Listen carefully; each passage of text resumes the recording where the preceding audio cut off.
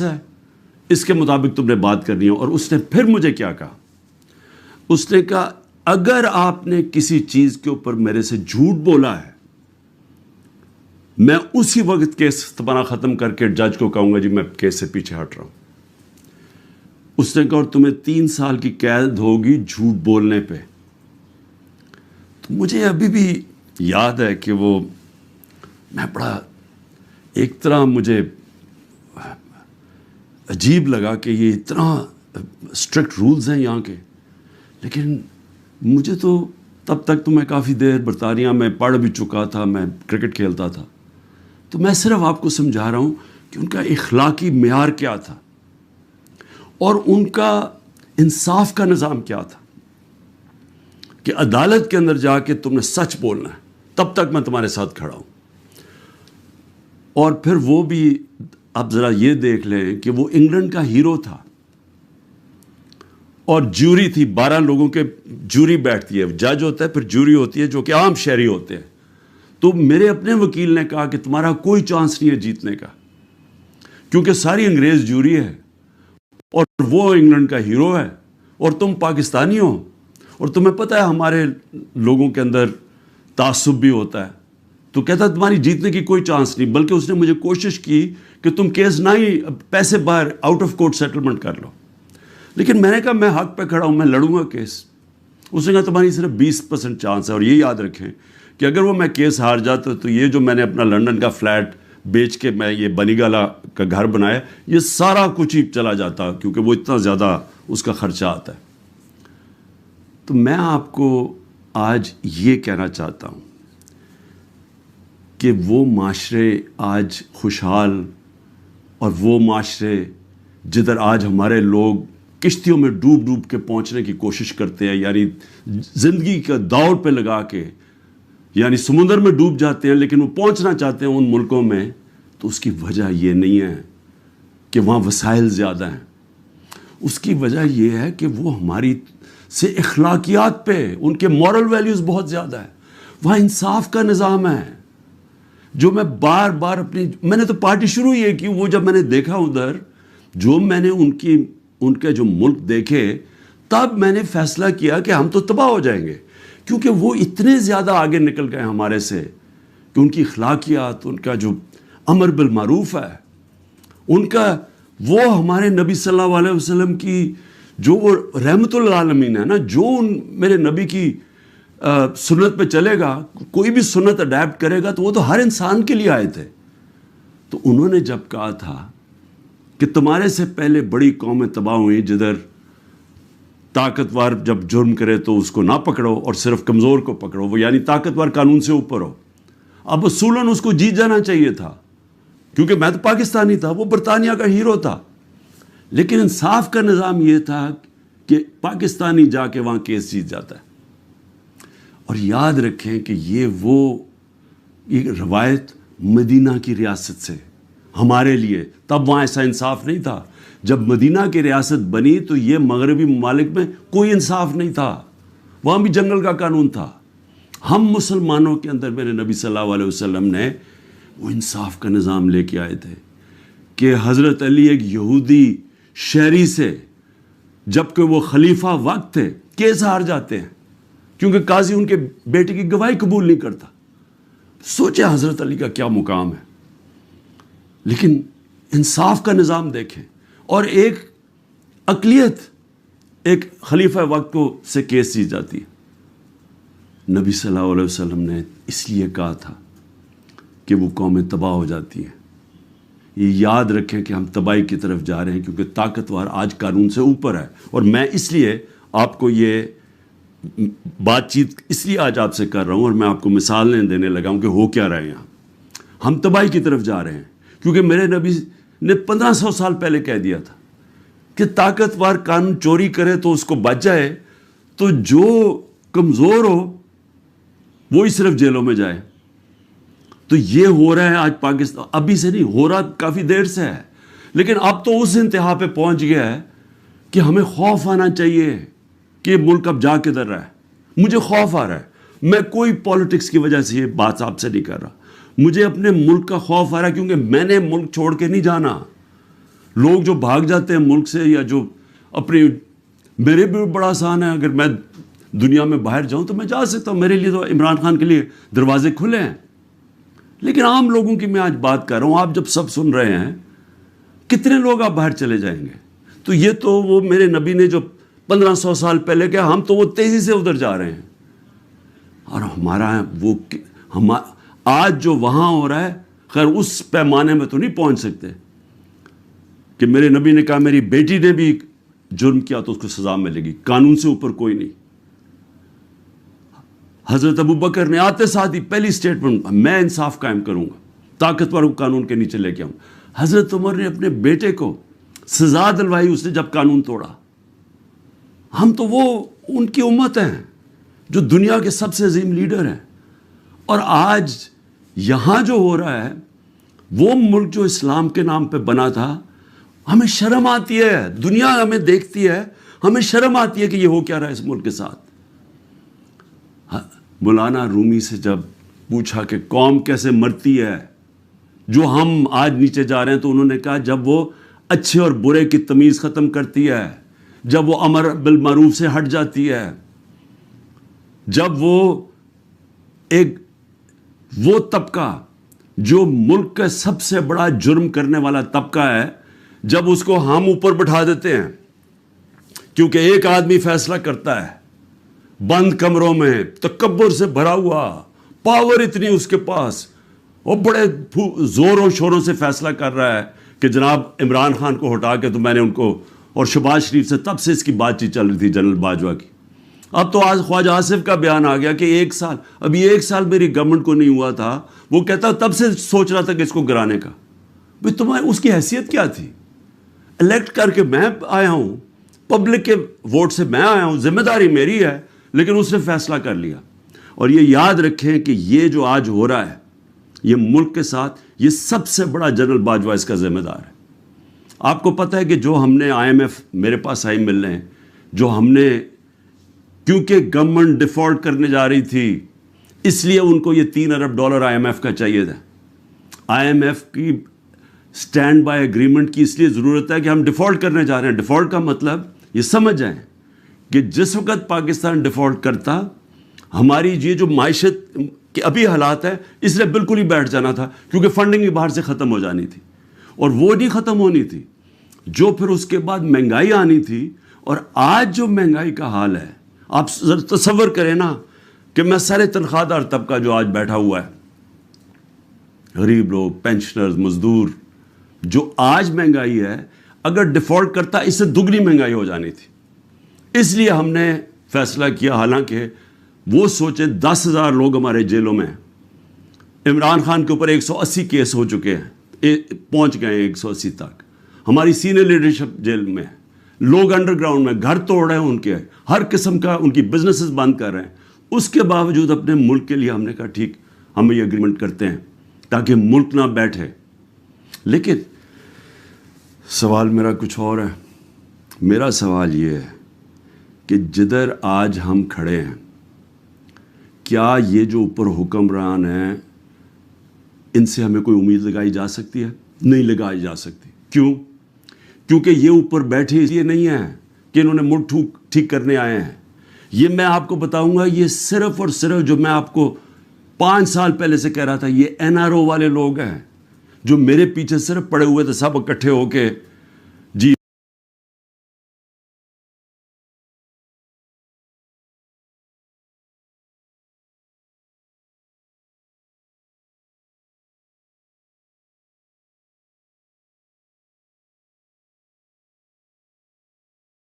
PDM بن گئی ہے جی، democratic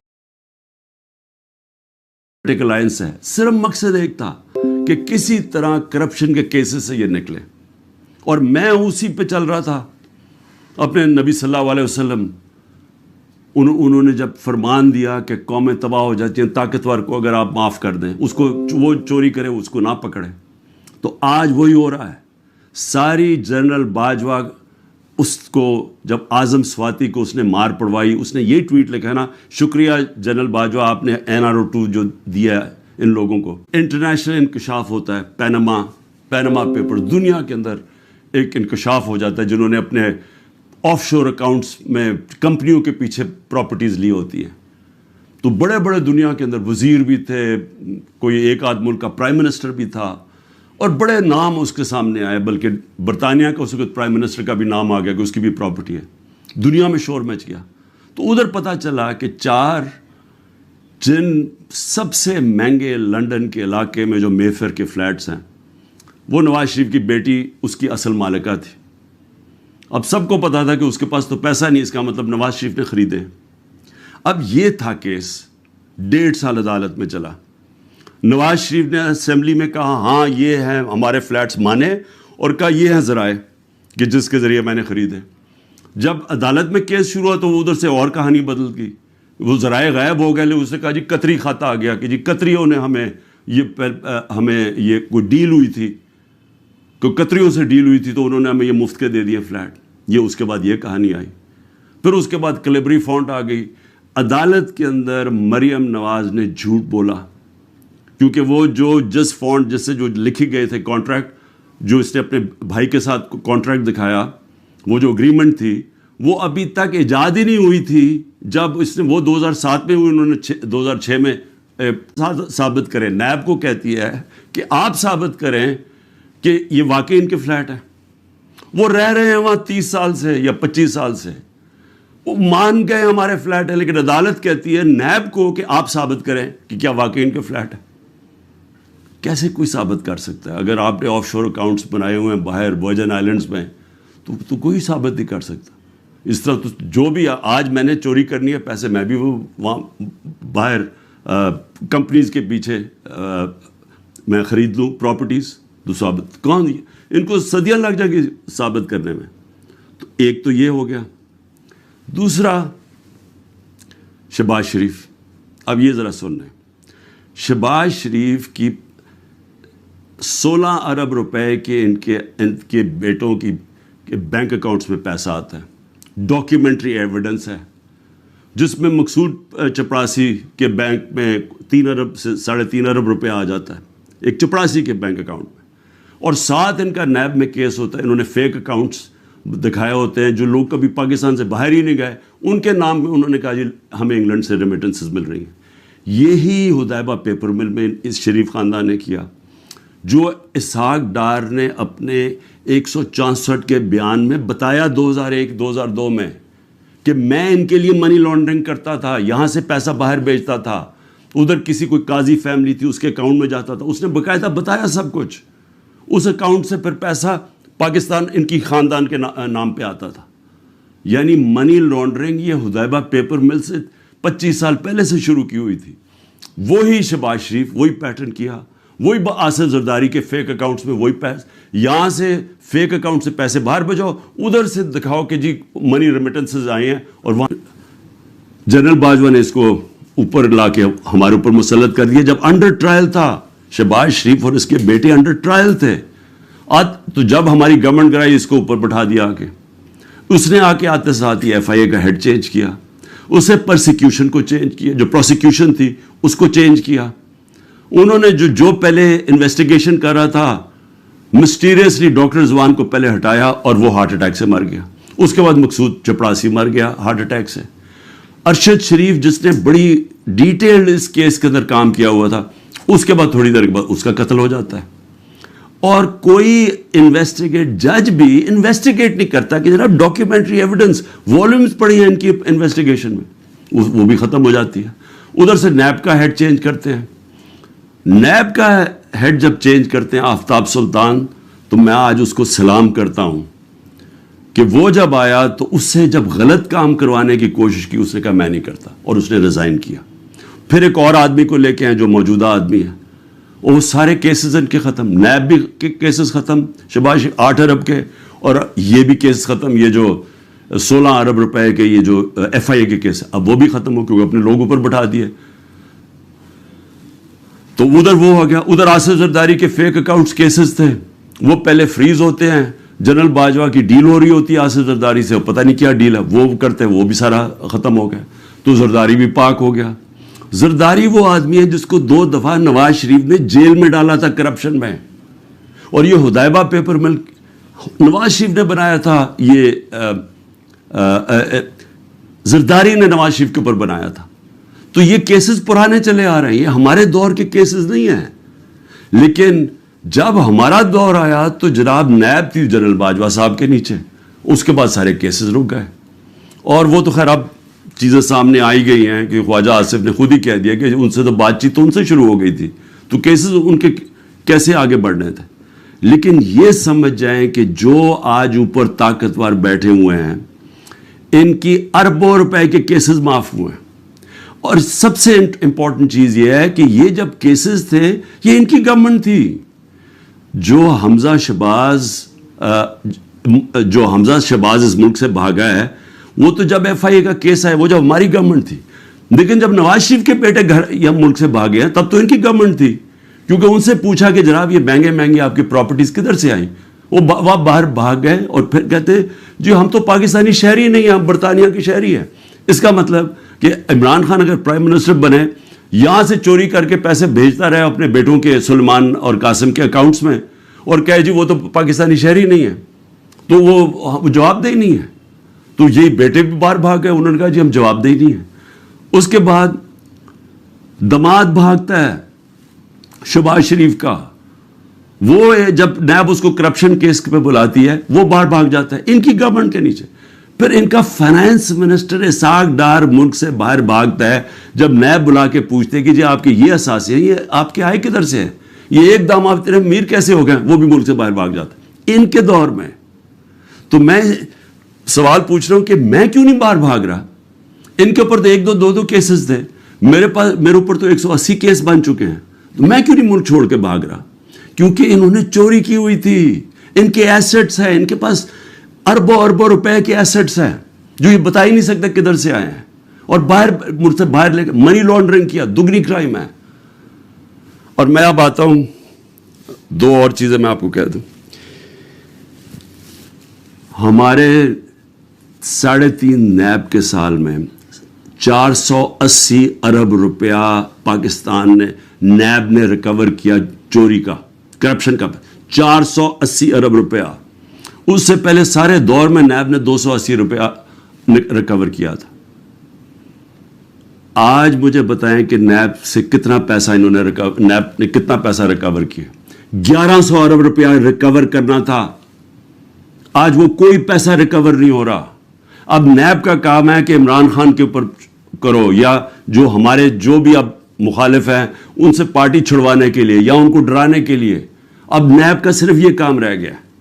NAB جو پاکستان کے اندر, میں پھر سے کہتا ہوں, 480 ارب روپیہ ہمارے دور میں نیب نے ریکور کیا تھا اور 1100 ارب روپیہ بچا ہوا تھا. انہوں نے قانون بدل دیے, ایک قانون بدل کے نیب کا قانون بدل دیا, اس میں بچ گئے, اور دوسرا اپنا نیب کا ہیڈ بٹھا دیا ہے, جس طرح کے باقی انویسٹیگیٹنگ ایجنسیز کے اپنے لوگ بٹھا دیے.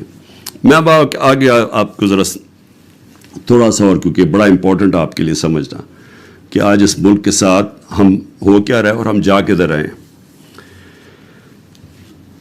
اس میں آ جائیں کہ اب میرے اوپر کیسز ہیں, میرے اوپر انہوں نے جس طرح میں نے کہا 180 کیسز کیے ہوئے ہیں.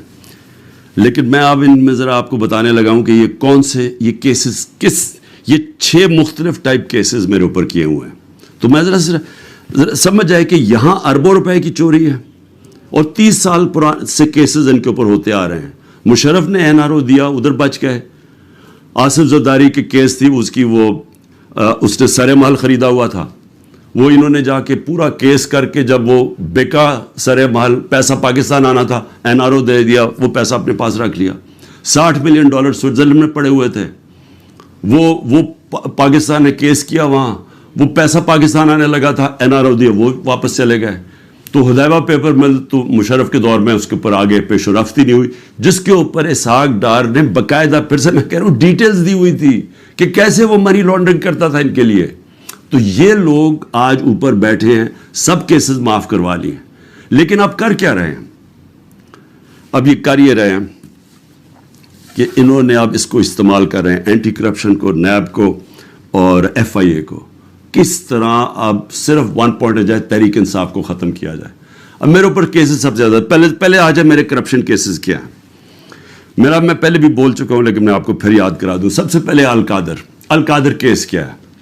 القادر کیس یہ ہے کہ میں نے ایک یونیورسٹی بنانی تھی. میں پہلے سے سوچ رہا تھا کہ مجھے موقع ملے تو ضرور بناؤں گا, کیونکہ ایک میں نے نمل یونیورسٹی بنائی ہوئی ہے, ایک میں نے القادر یونیورسٹی بنانی تھی. القادر کا میرا مقصد یہ تھا کہ یہاں سیرت نبی کے اوپر اپنے نوجوانوں کو ان کو سمجھایا جائے, سیرت نبی کے اوپر وہ کھڑے ہو تاکہ ان کو لیڈرشپ آئے, ساتھ ٹیکنالوجی. یہ آئیڈیا تھا اس کا.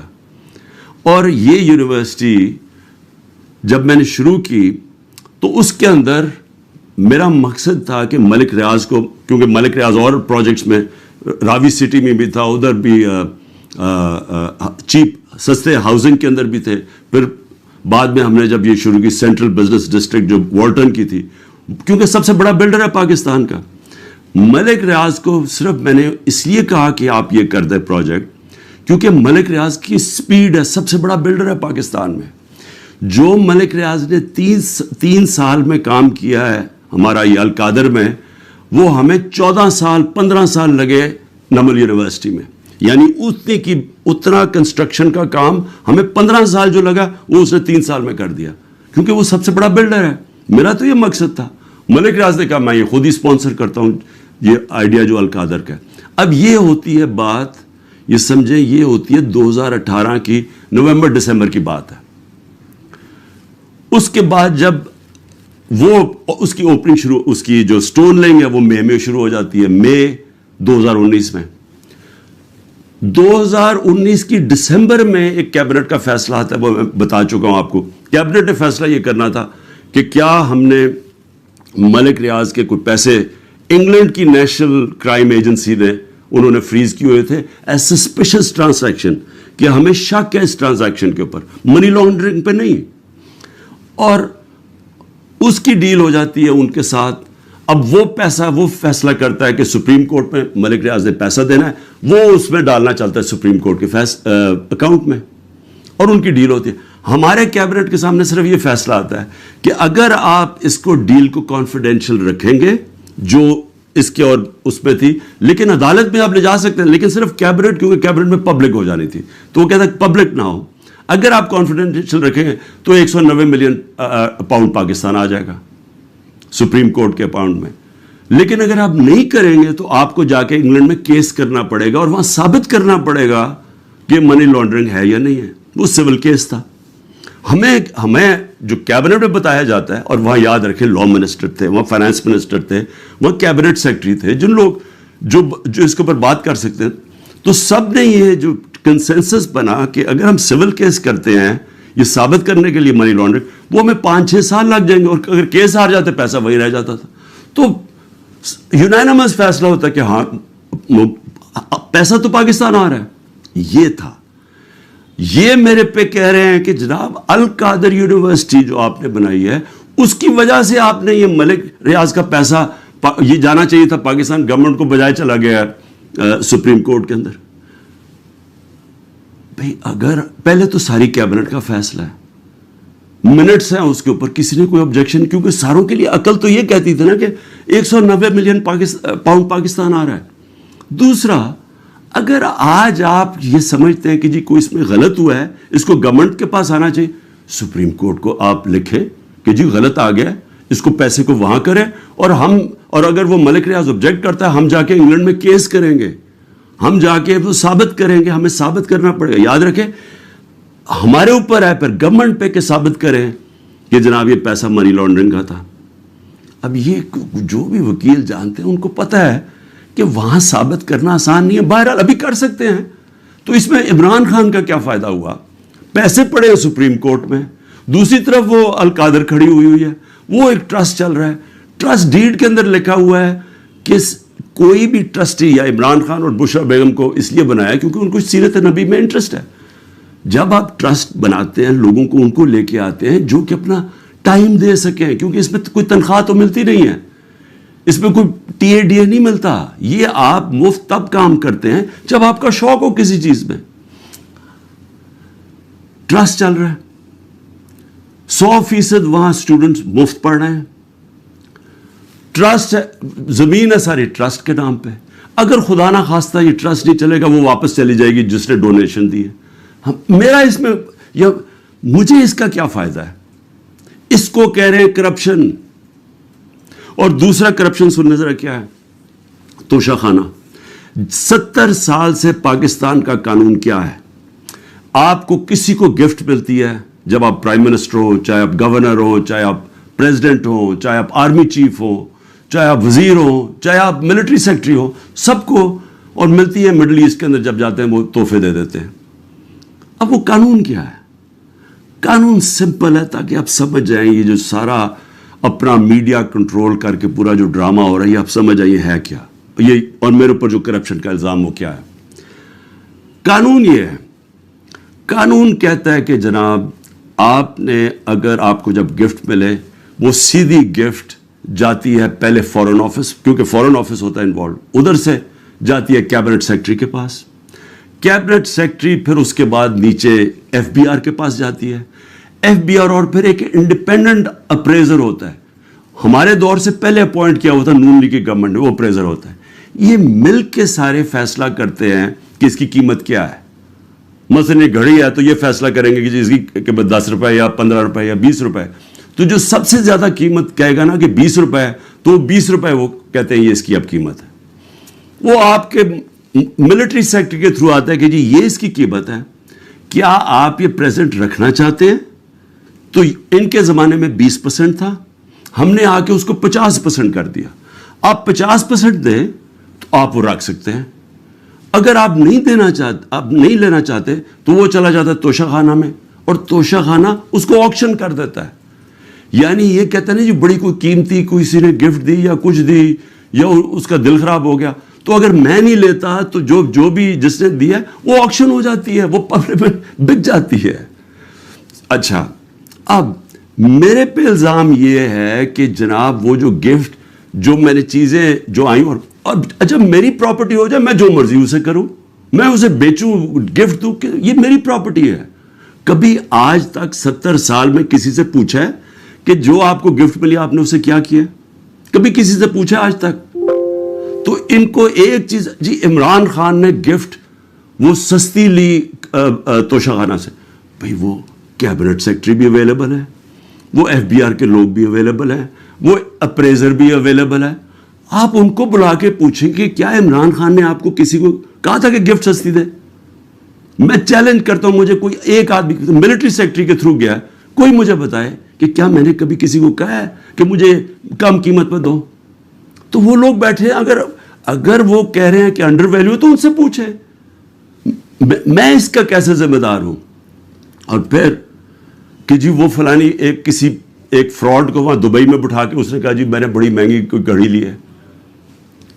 उससे पता है कि वो आदमी कौन है? वो नॉर्वे से भागा हुआ फ्रॉड में, उसके ऊपर मैंने केस किया हुआ है झूठे के ऊपर। उसमें पता नहीं फराह किधर आ गई मेरी बुशरा बेगम को, उनका क्या लेना देना उससे? कहता जी वो फराह ने आके कोई घड़ी बेची, वो पता चला कि वो तो दुबई गई नहीं उस साल, जिस साल कह रहे। तो सिर्फ किसी ना किसी तरह इमरान खान को पकड़ के ये करो, ये है तोशाखाना का केस।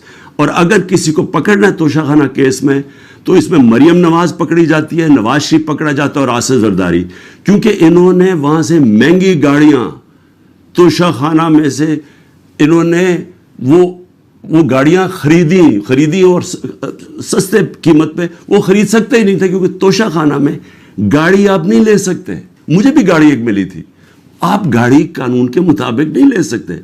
इन तीनों ने भी गाड़ी, उसने जरदारी ने 3 गाड़ियां निकाली, नवाज शरीफ ने महंगी गाड़ी पहले 9 साल चलाई, और उसके बाद जाके जब ये यूसुफ रजा है तब उसने डिक्लेयर की और उसकी फिर एक कीमत अदा की। और मरियम नवाज ने डिक्लेयर ही नहीं की तोशाखाना में गाड़ी जो कि अबू धाबी से मिली, और वो उसने जाके फिर आगे बेच दी।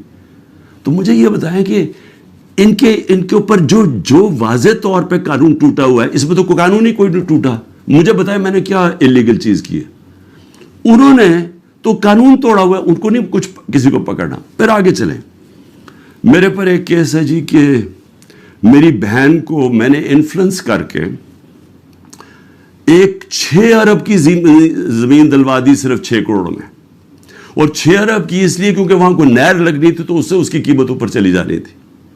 اور میں نے زبردستی لوگوں سے کہا کہ کیونکہ میں پرائم منسٹر تھا, میں نے زبردستی کہا کہ وہ کسانوں سے اسے زمین دلوا دی.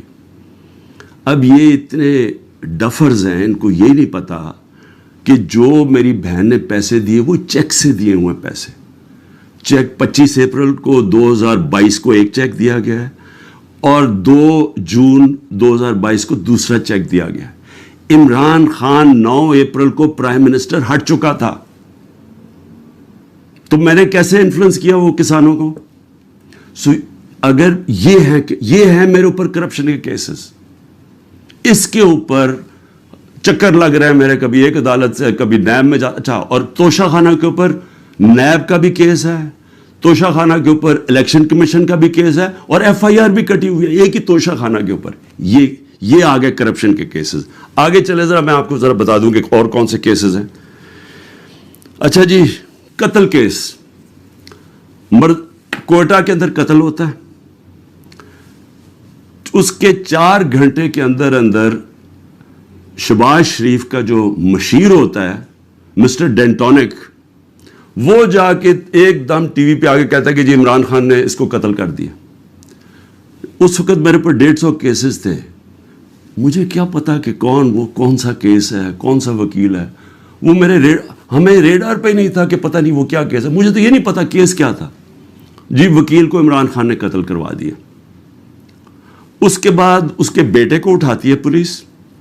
سارے کوئٹہ کو پتا کیا ہوا, کیونکہ ساری وکلا کمیونٹی کو پتا ہے.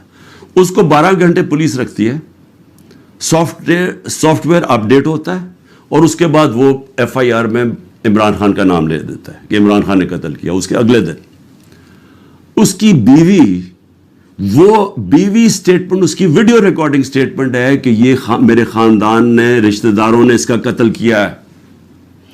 اس سے پہلے ایک باقاعدہ ڈیمونسٹریشن ہوتی ہے اس وکیل کے خلاف کہ اس نے ہمارا قتل کروایا ہے. عدالت کو وہی وکیل جا کے کہتا ہے کہ میرے کیسز سبھی میں نہ لگاؤ, یہاں لگاؤ کیونکہ ہماری دشمنیاں ہیں. اس کا قتل میرے پہ ڈال کے اور ایف آئی آر کٹ جاتی ہے 302 کی, اور کہتے ہیں جی آپ کوٹہ جا کے اپیئر کریں.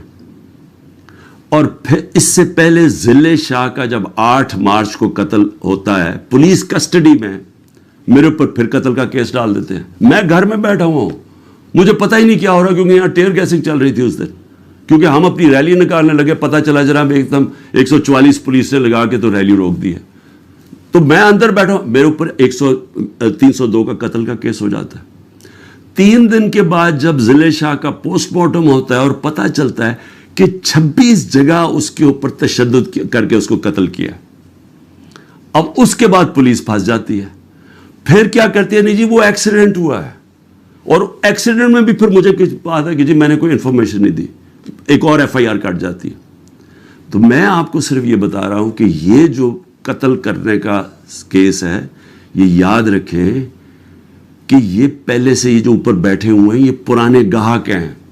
یہ لوگوں کو قتل کروانے کے یہ شہباز شریف خاص طور پہ, اور یہ جو لوگوں کے اوپر جھوٹے کیسز کرنے کے یہ ماسٹر ہیں اس کے. میں اب بات کر رہا ہوں یہ جب 97 سے 99 تک یہ شہباز شریف جب چیف منسٹر تھا اور بھائی صاحب اوپر پرائم منسٹر تھے, ذرا یہ چھوٹی سی ایک عابد باکسر نے اس کے اوپر کہا ہوا ہے ڈاکیومنٹری, وہ سنیں. میں سچو سبزہ زار تھا اس وقت, مجھے ایک سینئر افسر نے بلایا اور کلیئر یہ کہا کہ چیف منسٹر پنجاب شہباز شریف صاحب یہ 5 بندے سبزہ زار میں مروانا چاہتے ہیں. میں نے انکار کیا. میرے انکار کے بعد یہ ڈیوٹی انہوں نے اپنے لیفٹ ہینڈ, رائٹ ہینڈ نہیں لیفٹ ہینڈ عمر ورک کی لگائی, اور وہ عمر ورک نے 5 سبزہ زار میں بندے وہ قتل کیے. اس سے پہلے میں آپ کو بتا دوں کہ گارڈین کے اندر ایک آرٹیکل چھپتا ہے, یہ جب 97 سے 99 تک تھا شہباز شریف. آرٹیکل کیا ہے, اس میں کہتا ہے 850 ایکسٹرا جوڈیشل کلنگ پولیس مقابلے میں لوگوں کو مروایا جاتا جب شہباز شریف چیف منسٹر تھا.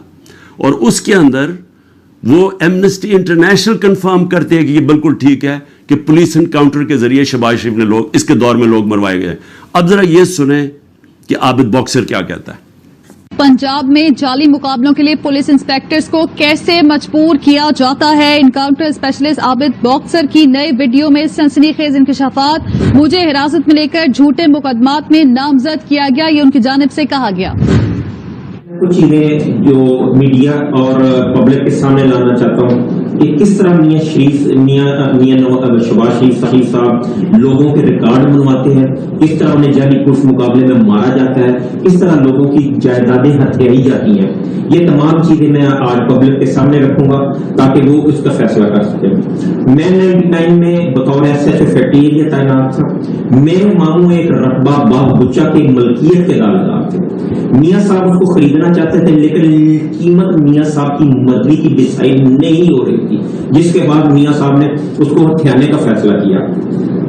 لیاقت نام کے مالی کو مدعی بنا دیا گیا اور مدعی بنانے کے بعد اس کو ایک پرچہ دے دیا گیا کہ یہ تمام رجسٹریاں باغ بچہ کی جو ہے یہ جعلی اور بیک ڈیٹڈ ہیں. اور ایک فقرہ لکھوا دیا گیا کہ میرے ماموں ظفر عباس نے مالی کو دھمکی لگائی ہے کہ میں عابد باکسر سے تجھے مروا دوں گا. یہ جو بات یا یہ جو لائن ہے یہ اینٹی کرپشن لا کے مطابق کوئی جرم نہیں بڑھتا. زیادہ سے زیادہ اگر ہوتا تو 506 کا پرچہ میرے ماموں کے خلاف درج ہو سکتا تھا. میرے ماموں پہ پریشر ڈالا گیا، میرے ماموں یہ پریشر برداشت نہ کر سکے اور وہ بچوں کے ساتھ بیرون ملک چلے گئے. میاں شہباز شریف صاحب کے حکم پر مجھے معطل کر دیا گیا. معطل کرنے کے بعد مجھے گرفتار کر لیا گیا. گرفتار کرنے کے بعد مختلف تھانوں میں مجھے زیر حراست رکھا گیا. اس کے بعد ایک لیٹر حمزہ شہباز کا جو منظر عام پہ آیا، تمام پاکستان کے اخبارات میں چھپا.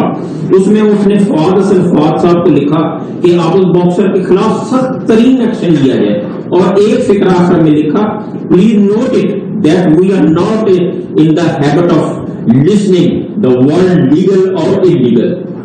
اس کے بعد مجھے اچھا جی، اب یہ ذرا سمجھ جائیں کہ جو قتل اور اس نے شہباز شریف نے ایک اور میرے اوپر الزام لگا دیا کہ میں آرمی چیف کو اب قتل کروانا چاہتا ہوں، کہ میں پلان کر رہا ہوں آرمی چیف کو قتل کروانے کے لیے. اور اس دیکھیں وہ جو ہوتا ہے نا وہ کہتے ہیں کہ ایک انگریزی میں کہ takes a thief to catch a thief, یعنی چور جو ہوتا ہے وہ چور کو پکڑ سکتا ہے کیونکہ وہ چور چور کی طرح سوچتا ہے. کیونکہ یہ ساری زندگی یہ جرائم پیشہ لوگ ہیں، یہ اس کو پتہ ہے کہ عمران خان کوئی قتل نہیں کروانا ہے. ان کو پتہ ہے کہ نام ہے، سب کو کوئٹہ کو پتہ ہے نام میں نے اس کو قتل کروایا نہ یا ذل شاہ کو. لیکن یہ جھوٹے الزام لگانے کے یہ ماسٹر ہے. اچھا یہ قتل یہ ہو گیا جب مرڈر کیسز، یہ میرے پاس ایک FIR ادھر کی کٹی ہوئی ہے اور ایک انہوں نے ذل شاہ کے اوپر اور چینج کر کے کٹوا دیے. پھر آ جائے جی دہشت گردی. زیادہ تر اب میرے پر کیس دہشت گردی کی عدالتوں میں ہیں. اب وہ دہشت گردی کے کیسز کیسے ہیں؟ 9 میں سے پہلے کیسز ہیں. وہ کیسز کیا ہے جناب؟ میں کوئی ڈیمونسٹریشن ہو رہی ہے، کوئی مظاہرہ ہو رہا ہے PTI کا، کوئی مظاہرہ میں کوئی انسیڈنٹ ہوتا ہے جناب عمران خان کے اوپر دہشت گردی کا کیس. ایک الیکشن کمیشن کے باہر مظاہرہ ہو رہا ہے، اس کے اندر کچھ آپس میں کچھ ہوتا ہے، مجھے کیا پتا، عمران خان کے اوپر دہشت گردی کا پرچہ. مریم نواز کی ویڈیو ہیں سب کے پاس کہ یہ جا کے یہ جب اس کی پیشی ہوتی ہے نیب کے اندر تو پتھراؤ کرتے ہیں نیب کے اوپر. گاڑی بھری ہوتی ہے جس میں پہلے پتھر لے کے جاتے ہیں، پتھراؤ ہوتا ہے. کوئی کیس ہوا اس کے اوپر؟ کوئی دہشت گردی کا کیس ہوا؟ کوئی کیس ہوا؟ تو کچھ بھی ہوتا ہے، کوئی ڈیمونسٹریشن کے عمران خان کے اوپر دہشت گردی کا. اچھا پھر 9 میں آ جائیں. اب 9 مئی کے بعد میرے اوپر ایک اور بارش ہوگی ہے کیسوں کی. اب ہر روز کوئی نیا کیس آ جاتا ہے کہ وہ جو میاں والی میں وہ جو جہاز جلایا گیا تھا وہ اس میں بھی عمران خان کے اوپر دہشت گردی کا کیس ہے. ساری جگہ کیسز آ گئے. اب یہ پہلے 9 مئی کو کلیئر کر دیں. 9 مئی کو پاکستان کے سپریم کورٹ نے کہا کہ جو عمران خان کو 9 مئی کو اغوا کیا گیا تھا وہ غیر قانونی اور غیر آئینی تھا. یہ سپریم کورٹ کا فیصلہ ہے. اب مظلوم میں ہوں، مجھے اٹھایا جا رہا ہے ایک دہشت گرد، ایک مجرم کی طرح وہاں سے ڈنڈے مار کے रेंजर्स नहीं, कमांडोज थे, क्योंकि जो मेरे 4-5 कमांडोज थे उनको वो तो एकदम पहचान गए कमांडोज थे। कमांडो एक्शन में जो मुझे वहां से उठाया गया, मैं सवाल ये पूछता हूं कि किस पाकिस्तान के पॉलिटिकल लीडर को इस तरह की उसको जलील किया गया? लोगों को मारा गया, वहां के स्टाफ को मारा गया, जो वहां स्टाफ बैठा हुआ था रजिस्ट्री ऑफिस का, हाई कोर्ट का स्टाफ, वकीलों को मारा गया, डंडे मारे गए, वो बेचारे 4-5 गार्ड थे इतने ज्यादा, उन्होंने उनको मारा, मेरे लगा डंडा, जिस तरह मुझे पकड़ के लेके गए। अब सबसे पहले तो ये याद रखें कि ये गैर आईनी और गैर कानूनी था, जलील किया मुझे। उसके ऊपर जो रिएक्शन आया वो आना था, सबसे बड़ी पार्टी है पाकिस्तान की, तो क्या लोगों को जो देख रहे थे, और सिर्फ रिएक्शन यहां नहीं आया, जिधर पाकिस्तानी इंटरनेशनल था वहां सारी जगह रिएक्शन आया। रिएक्शन आना था क्योंकि लोग मुझे 50 साल से जानते हैं, तो जो लोगों ने देखा अपनी आंखों के साथ उसके ऊपर रिएक्ट ही करना था। तो मजलूम यानी जुल्म मेरे पे होता है, मेरे लोगों बिल्कुल उनकी जायज होती है कि वो आके पुरअमन एहतजाज करें, क्योंकि कानून इजाजत देता है। एक नाइंसाफी होती है, उसके ऊपर पुरअमन एहतजाज करते हैं, और सिर्फ पाकिस्तान, फिर से मैं कहता हूं, अब इंटरनेशनल जो होता है, क्या वहां भी वो गलत लोग निकले थे? उस सब को एक बस जनाब फौज के खिलाफ कुछ हो गया, शोधा के खिलाफ कुछ हो गया, उसको उस मद में डाल के कि वो बात नहीं करता कि वहां गोलियां चलाई गई, 69 लोगों को मारा गया, 25 लोग कम से कम इन्होंने मारे हैं, क्योंकि हमें पूरी तरह पता नहीं है, जो पुलिस ने 25 लोगों को गोली कत्ल किया, शहीद किया। मैं कहता हूं क्योंकि पुरअमन एहतजाज हक के लिए, नाइंसाफी के खिलाफ खड़ा होना तो हमारा हक है, उसके ऊपर लोगों को कत्ल किया गया और वो शहीद हैं। जो इंसाफ के लिए खड़ा होता है उसको शहीद कहते हैं। 16 के पास हमारी एड्रेसेस हैं, जो 16 जो उनके रिश्तेदार हैं उनके ऊपर चढ़ाई कर दी, वो बेचारे डरे हुए बैठे हैं, मुश्किल से नाम दे रहे हैं। जो बाकी 8-9 हैं वो हमें बता ही नहीं रहे, क्योंकि वो डरे हुए अंडरग्राउंड चले गए हैं। इस तरह इन्होंने, जिस तरह जिले शाह के घर सारी पहुंच गई थी इनकी सारी पंजाब के आईजी और सारे, और उसे जब उसकी बॉडी थी तो उसको कहा जी ये एक्सीडेंट हुआ, जमीन पे पड़ा, ये मिला है साइड पे। जो सारे बॉडी के ऊपर जो पोस्टमार्टम में तशद्दुद के, क्योंकि कभी एक्सीडेंट में भी तशद्दुद होता है, तो सारी पुलिस पहुंच गई और वो बेचारे पीछे सहम गए। उसी तरह सारे जो उनके रिश्तेदार है जो हुआ है वो सारे सहम गए। 9 का हमें पता नहीं चल रहा, और 16 जो हैं उनको वो दे नहीं रहे, उनको रिपोर्ट नहीं दे रहे, उनको पोस्टमार्टम नहीं कर रहे। तो पहले तो उनको कत्ल किया, शहीद किया, उसके बाद उन्हीं के ऊपर दबाव डाल दिया, जो मजलूम है उन्हीं के ऊपर डाल दिया, केसेस भी उनके ऊपर कर दिए। उसके अलावा जो टोटल गोलियां लगी हैं वो 100 से 200 गोलियां लगी हैं। जो हॉस्पिटल में पड़े हुए थे उनको उठा के जेलों में ले गए, जिनको गोलियां लगी थी। 3 की टांगें कट गई, एक पैरालाइज हो गया जो पीछे गोली लगी, लेकिन सिर्फ वो बिल्डिंग्स को आग लगा दी। भाई हम सारे मजम्मत करते हैं। मैं वो जजमेंट में देख ले चीफ जस्टिस की, कि मुझे तो पता ही कुछ नहीं था। मैं तो जब चीफ जस्टिस के वहां सामने हुआ, उन्होंने बताया कि जी, मैंने कहा मैं सख्त मजम्मत करता हूं। 27 साल से मैंने लोगों को कहा हुआ है कि कानून के बीच में रह के हमने हमेशा, और रहे कानून के बीच में, हमेशा एहतजाज हमने कानून के बीच में किया। हमने जब 126 दिन का धरना दिया, मुझे बताएं पाकिस्तान की तारीख का सबसे बड़ा वो हमारा प्रोटेस्ट था। क्या हुआ, क्या लड़ाई, कोई लड़ाई हुई, कोई लोगों को मारा धाड़ा, सारी दुनिया आती थी, प्रोटेस्ट करके चली जाती थी। मैंने कोई 70 जलसे किए पावर से निकलने के लिए, सब तारीख में सबसे बड़े जलसे हुए हैं। कोई बताएं कोई किसी किस्म का इंतशार हुआ? मुझे गोलियां लगी तो कोई बिल्डिंग जलाई गई? तो ये जो हुआ है, हम बार बार कह रहे हैं कि जी इसकी इंडिपेंडेंट इन्वेस्टिगेशन करवाएं। हर चीज की हमेशा इंडिपेंडेंट इन्वेस्टिगेशन होती, हमारा कुछ सुन ही नहीं रहा। हमारे पास जो एविडेंस है कि ये लोग अंदर घुसाए हुए थे जिन्होंने जाके ये जो जलाई है, मैं चैलेंज करता हूं कि ये जो हुआ है कोर कमांडर का घर, इसके ऊपर सही इन्वेस्टिगेशन हो, आपको पता चलेगा कि पीछे कितनी बड़ी साजिश हुई है। ये सबसे पहले तो पंजाब पुलिस, आईजी पुलिस से पूछे। جب کیپٹل ہل کے اندر واشنگٹن میں جب ٹرمپ کے سپورٹرز چڑھ گئے, سب سے پہلے انہوں نے پولیس چیف کو خارج کروایا, اس سے فارغ کیا. تو اس سے کیوں نہیں کوئی پوچھ رہا؟ اوپر سے یہ کہہ رہے جی عمران خان ملٹری کورٹ میں, یہ عمران خان اس میں ملوث تھا. تو انہوں نے تو پہلے سے ہی پلان بنایا ہوا تھا کہ اس کو استعمال کرنا ہے ایک پوری جماعت کو, جو سب سے بڑی جماعت کو ختم کرنے کے لیے. اور یہ پوری کوشش کر رہے ہیں کہ جو لوگوں کو جیلوں میں ڈالا, جو کر رہے ہیں لوگوں سے, یعنی میں کبھی نہیں سمجھتا تھا کہ یہ ملک اتنا نیچے چلا جائے گا, کہ ہماری اخلاقیات اتنی گر جائیں گی. نبی صلی اللہ علیہ وسلم جب جنگ بھی جانے سے پہلے کہتے تھے, نہ تم نے عورتوں کو, مخالف دشمنوں کی, نہ عورتوں کو, نہ بچوں کو, نہ بوڑھوں کو, نہ درخت کاٹتے ہیں. یعنی اتنا دشمنوں کے خلاف تھا. جو ہمارے ساتھ ہو رہا ہے, اور نہ عورتیں دیکھتے ہیں, نہ بچے دیکھتے ہیں, نہ ان کی بزنسز دیکھتے ہیں. جس طرح کا ان کے رشتہ دار, ان کے جاننے والے سب کے اوپر پہنچ جاتے ہیں. یعنی ایسی کبھی میں نے اس طرح کا ظلم نہیں دیکھا جو ہمارے خلاف اس وقت ہو رہا ہے. اور آڑ کس کی لے رہے ہیں؟ جناب بہت بڑا ظلم کر دیا ہم نے 9 مئی کو. تو 9 مئی کو جو میرے سے ظلم ہوا, جو شروع ہوا, جس کی وجہ سے سارا کچھ ریاکشن ہوا, اس کے اوپر تو کوئی انکوائری بھی نہیں ہوئی.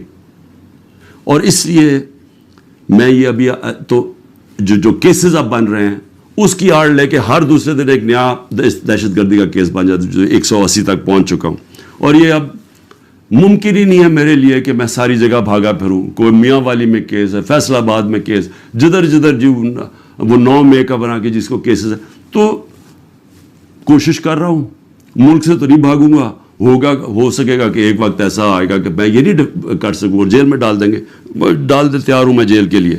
صرف ایک اور میں چیز کہنا چاہتا ہوں, یہ 144 سے لگا دیتے.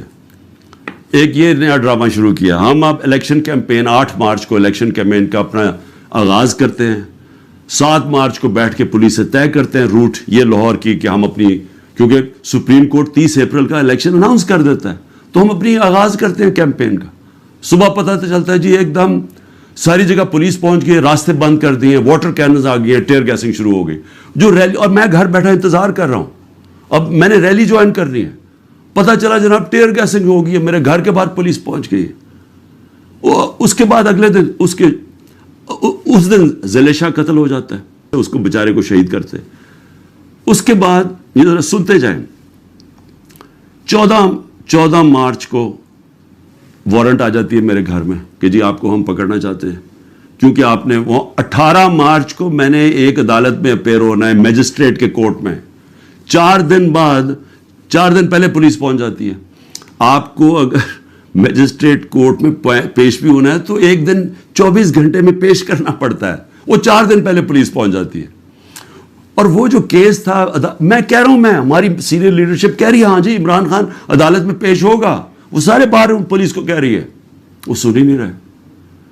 اس کے بعد جو یہ ذرا سمجھیں, جو CRPC کرمنل کوڈ کا جو سیکشن 75 ہے, اس کے مطابق اگر آپ وکیل آپ کو ایشورٹی بانڈ دے دیتا ہے کہ عمران خان 18 کو پہنچے گا, تو وہ اریسٹ نہیں کر سکتے. یہاں کا جناب جو CCPO ہے, اس کے پیچھے میرا وکیل, اور وہ بھی وکیل بھی ہائی کورٹ بار ایسوسی ایشن کا پریزیڈنٹ, وہ پیچھے پھر رہا ہے ایشورٹی بانڈ لے کے, وہ مل ہی نہیں رہا اسے, کیونکہ بدنیت ہے. یہاں پھر مجھے اغوا کرنے آئے تھے, 24 گھنٹے میرے گھر کے اوپر اٹیک کیا. اچھا اب پھر 144 وہاں ہمارا 14 مئی کو جب ہم دیکھ رہے ہیں کہ الیکشن نہیں کرنے جا رہے, تو ہم 6 مئی کو اپنی آئین کے لیے, کیونکہ آئینی طور پہ ان کو الیکشن کروانا چاہیے تھا 14 مئی کو, جب آئینی طور پہ الیکشن نہیں کر رہے تو ہمیں کیا پتہ چلتا ہے کہ جی ایک دم اسلام آباد میں ہم ریلیز نکال رہے ہیں, سارے ملک میں ریلیز نکل رہی ہیں.